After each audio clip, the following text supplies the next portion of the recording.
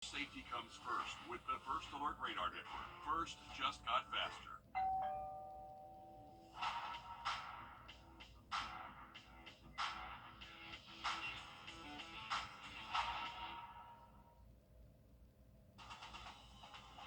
Live from Augusta, we're watching News 1226 this morning. We're learning more about that deadly traffic stop that killed one Columbia County deputy and severely injured another. We're going to hear what officials are saying about the case coming up. And support is pouring in for Columbia County Sheriff's Office from community members to government officials. We've got more on that coming up. But first, at 6 o'clock on your Monday, thanks for joining us. I'm Ashley Campbell. First, we're going to go ahead and send it over to weather. And 70s right now throughout mid-morning, but 50s, 60s. We're looking down south at most of that thunderstorm activity that's really continued to see heavy rain. Right around Louisville and Jefferson County within the last hour, that's about as close to Augusta as we've seen any rain. Coming over the Thurman Dam right now, maybe a few cars making that early morning commute over the dam. It's dry, temperatures sitting anywhere between the middle 50s to low 60s. Heading out way up top Beach Island, Cameron, giving us a nice elevated view this morning. Official temperatures here in Augusta down to 54. Nice, cool, but pleasant start. We run into about a 10-degree jump when you head from Augusta into Millen and Sylvania into the lower 60s. Middle 50s cutting across Thompson. We're learning more about a Columbia County deputy who died when a suspect opened fire during a traffic stop on I-20 westbound near Bel Air Road. The Columbia County Sheriff's Office telling us in a news conference deputies were trying to serve a protective order against James Blake Montgomery. Montgomery shot at the deputies. Deputies fired back into the RV. Hours later, Montgomery was found dead inside that RV. Deputy Brandon Sykes was killed at the scene, and Deputy Gavin White was shot in the face. Another deputy was able to drag White to a patrol car and get him to a hospital. Columbia County Sheriff Clay Whittle says that deputy's actions probably saved White's life, according to doctors that he spoke with. White is in current critical condition right now after undergoing surgery, but he does have use of his extremities, and the sheriff says that he is in good spirits. This is Montgomery, who investigators believed was altering guns to be fully automatic and making pipe bombs. Authorities had I-20 closed in both directions near the Jimmy Dias Parkway, exit 194, until 2 a.m. Sunday morning. Taylor Martin is live near where that deadly shooting took place. And Taylor, what did the sheriff say yesterday in that news conference? Well, actually, a lot of information coming out of that news conference yesterday. Sheriff Clay Whittle says Montgomery was a part of an illegal steroid operation, but right now they're unsure of what his motives were. Now, when investigators found Montgomery's body in the RV hours later, they found explosives, possible pipe bombs, and possible drugs as well. They also found 4 propane containers underneath the RV. He says the incident is being investigated by the Regional Force Investigation Team, which includes Columbia, Burke, and Richmond counties, and Deputy Gavin White is in critical condition. I will say that he is able to communicate to them. He has the use of both his hands and his feet, so that is a positive sign according to the doctors, but he is going to take a long time to recover. I can assure you it's going to be a tough road for him. Now, he goes on to say that this is going to be a tough time for the sheriff's office and, of course, the families of those who are impacted, they're just asking for everyone's thoughts and prayers as they lay one deputy to rest and pray for another's recovery.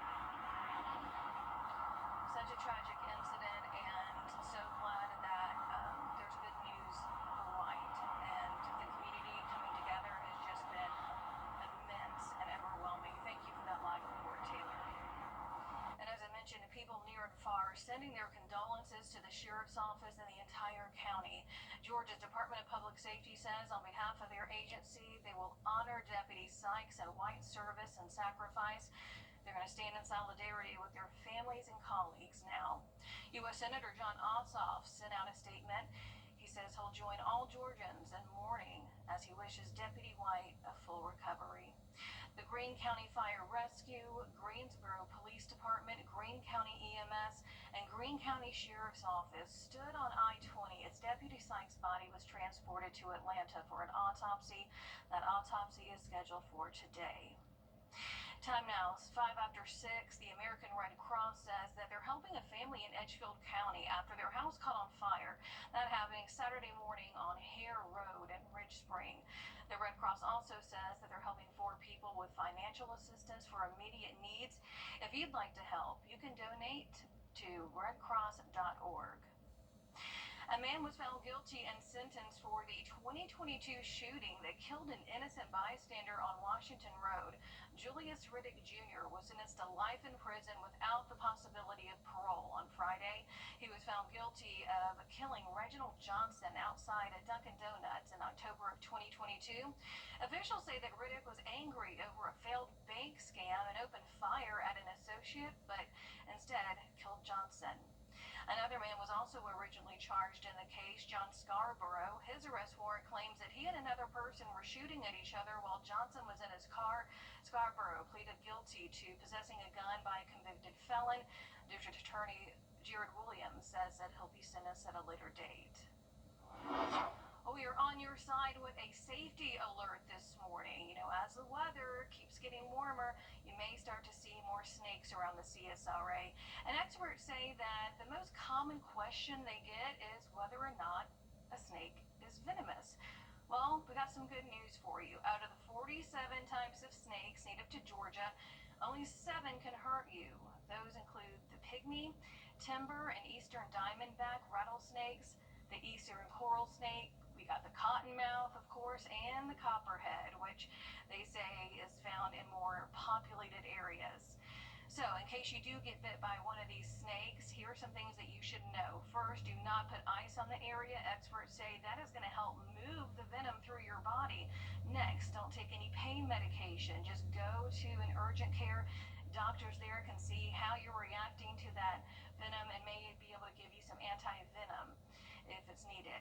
Experts also say the best way to keep yourself safe, and I have no problem with this, keep plenty of distance between you and them.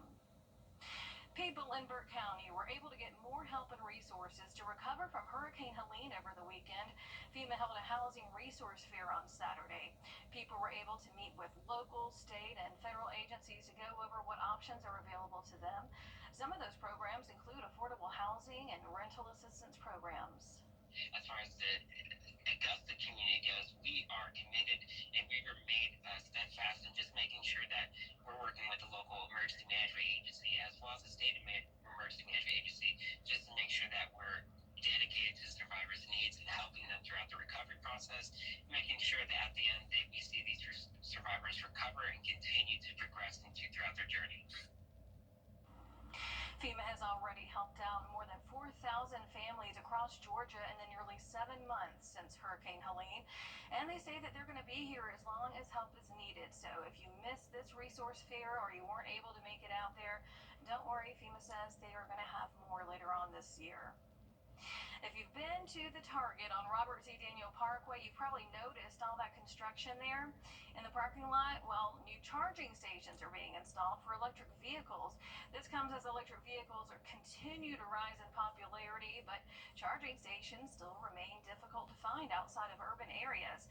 Some other charging stations in the area include the Augusta Mall, the Kroger on Washington Road, Augusta University, and certain car dealerships. Coming up, Georgia leaders are concerned about the state's poultry business. We're going to show you what's causing those concerns coming up after the break. Well, nice cool start, but conditions pleasant. Nice dry commute here. A little bit more traffic beginning to pick up there on I-20 Riverwatch Parkway. We're looking at 80-degree weather. It's going to stay with us all the way through the week. Beautiful sunny start as well. That's all coming up next. And as we head to break, giving you a live look right now at Grovetown at I-20. We're coming up on 610. What's with all the goats? Goat. George's outstanding attorney team? After you've been injured in a car crash, call George C. Injury Lawyers and get the GOAT on your side. Hurt? Call all nines now. You ever wonder about your drinking water? Order 2 for $5 today. It's bow time.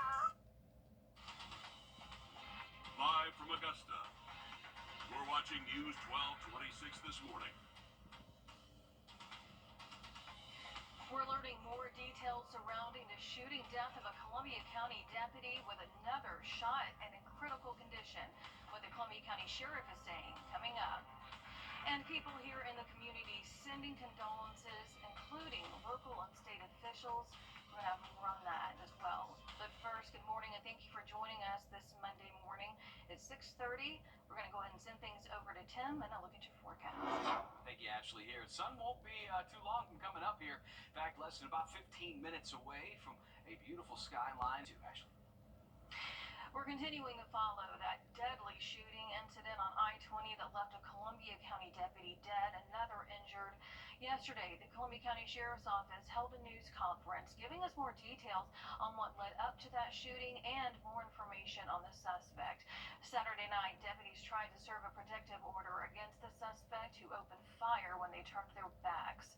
Deputy Brandon Sykes was killed at the scene, and Deputy Gavin White was shot in the face. Another deputy was able to drag White to a patrol car and get him to a hospital. Doctors say that the deputy's actions probably saved White's life.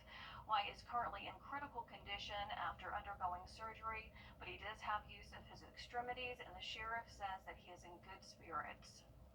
Columbia County officials say that the suspect, James Blake Montgomery, is dead.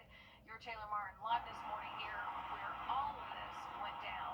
Taylor, what are investigators saying now as they get closer and closer to looking into the investigation?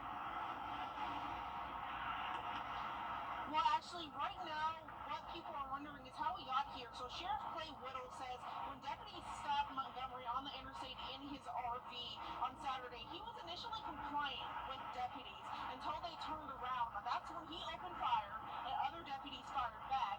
He says that that's how he believes Montgomery died. Now he says his body was found hours later, along with a variety of possible bombs and explosives in that RV.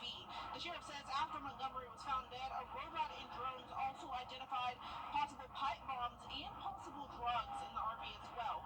Whittle says Montgomery was part of an illegal steroid operation, but his intentions were unclear.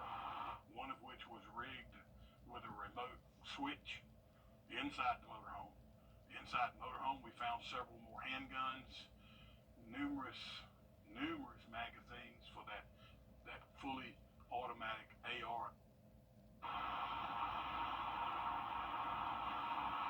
Now, Sheriff Whittle says Deputy White is in critical condition, and right now the incident is being investigated by the Regional Force Investigation Team, which includes Columbia, Burke, and Richmond counties. But he went on to say in that press conference yesterday, just to keep the families and the deputies who are out there, as well as the Sheriff's Office, in your prayers as they're working to pray for the deputy who is recovering and also lay Deputy Sykes to rest.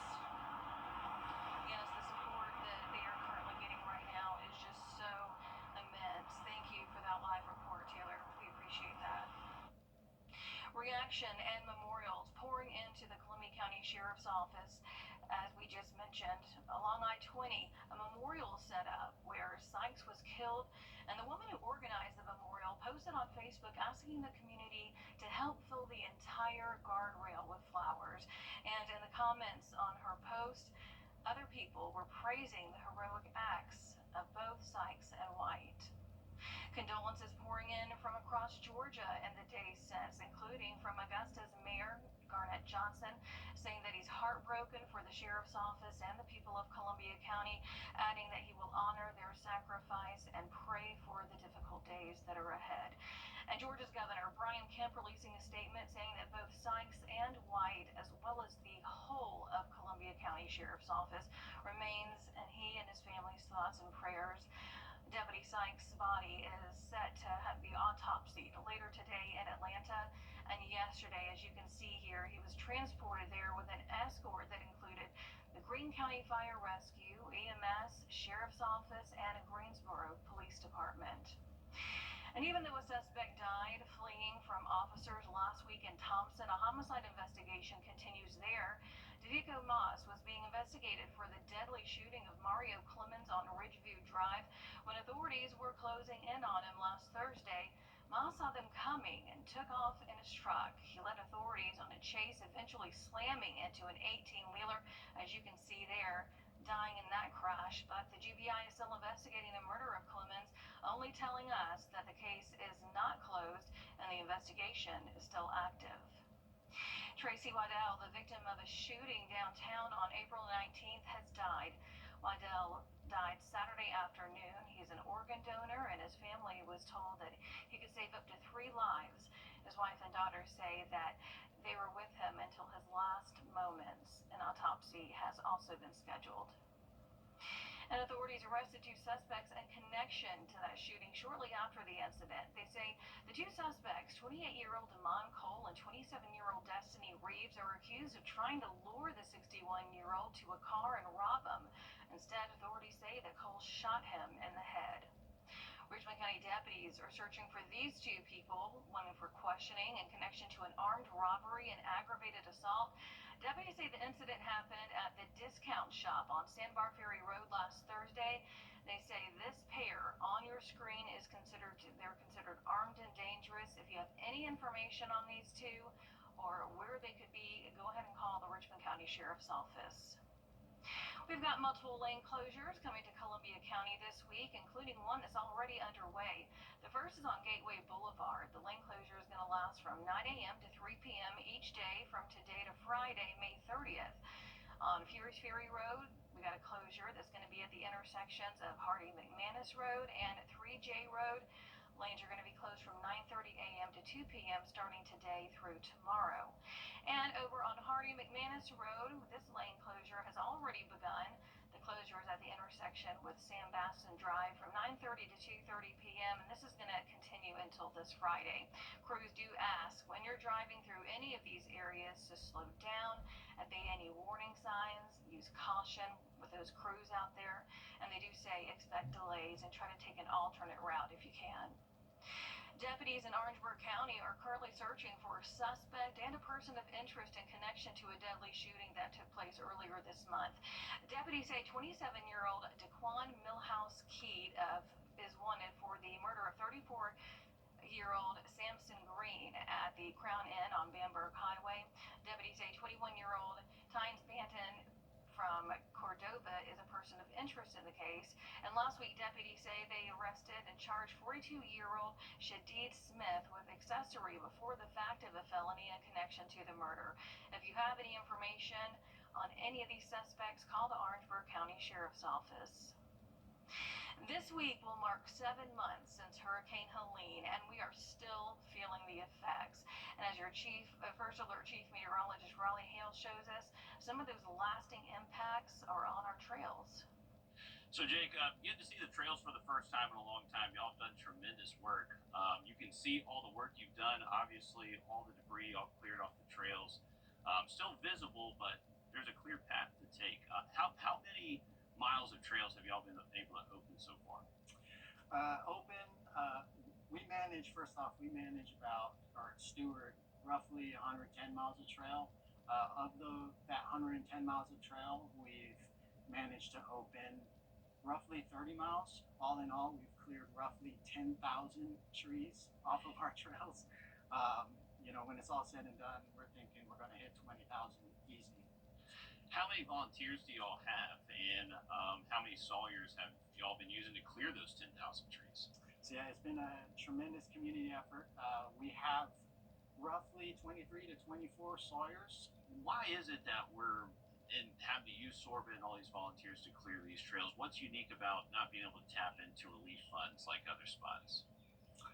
Well, these trails are managed by some form of government, whether it's county, state, federal, and to be frank, they just don't have the manpower to manage or clean up and maintain these trails to the level that is enjoyable and desirable for our trail riding and running community. Right. And that's where a volunteer organization like Sorba CSRA steps in. We fill the gap between what the land manager can provide as far as it pertains to trails and trail maintenance. And and quite frankly, they have other fish to fry. You know, they're managing whole forests, they're managing whole recreation areas. Sorba CSRA, our specialty are trails. CPR, a very important skill that can save someone's life. We're going to show you how you can learn and make sure others have the opportunity as well. Well, roughly 5 minutes away from sunrise, what a gorgeous look here, just outside of our studios, looking up Riverwatch Parkway, Cabela Drive at a clear sky this morning. Talking about a nice start to the week and a warm-up into the middle of the week coming up next. A big truck, Wrdw. A nice outlook for the weekend. Dry with sunshine and highs in the low 80s. 647. All right, thanks, Tim. Cardiac emergencies can happen anywhere and anytime, but the American Heart Association says that you can be the difference. They're getting ready to host a telethon this Thursday that will support CPR training, emergency response planning, and local research with the goal of doubling the survival of cardiac arrest by 2030. Now, they're already spreading CPR education throughout our local schools with the use of these CPR kits you see here that we told you about last week. The American Heart Association says that cardiac arrest is a leading cause of death in the U.S., and they want to change that. And a way that they plan on bringing forth that change is by getting more people trained in hands-only CPR. Rosana Halliburton met with a nurse, a CPR educator, and to demonstrate how to perform the life-saving technique. We're demonstrating CPR, and really everyone can learn it, even children at home. Kind of walk me through CPR. Okay, so someone collapses, whether you're at home, walking on a trail, grocery store, school, anywhere, you're going to check them. Hey, are you okay? Are you okay? They're unresponsive. Now, it used to be you would see CPR being done with breathing and chest compressions, but now we do hands only. And what you're going to do is you're going to look and get the middle of the breastbone. You've got to lock your elbows and lock your wrists, but you're going to cup your hands together, and you're just going to press hard and fast, and you're bending at your hips at a rate above 100. So one thing that we teach for younger children, we use the Baby Shark song, that tempo. You can use Staying Alive by the Bee Gees, anything that has a really fast tempo. Just kind of have that in your head to know. And the biggest thing you want to do is just keep doing compressions after you've called 911, because what we're doing is we're compressing the heart, which is pushing blood to the brain to protect the brain and heart and keep the patient alive until someone with more experience and more training can get there to take care of the patient. Out of hospital cardiac arrest, 90% don't survive, and if you can do chest compressions only, it's so much easier. After you've called 911, you're going to improve their survival rate 2 to 3 times. And certainly more people learning CPR is Sure. a big part of doing Sure. that. And you mentioned how you do it. About how long do you do the compression? You just keep doing compressions until you either can't do them anymore or someone gets there to help you. And when learning hands-only CPR, you can use certain songs to help guide you, usually with 100 to 120 beats per minute, as she mentioned, a couple of good songs there. And again, the American Heart Association's telethon is taking place Thursday, May 1st, but you can go ahead and donate now by scanning that code that is right there on your screen, or you can even text the number that is on your screen. Again, this goes towards training more people in CPR, emergency response planning, and local research. We've got all this information for you on our website and our app. Just search under the Finding Solutions tab. CBS Mornings, it's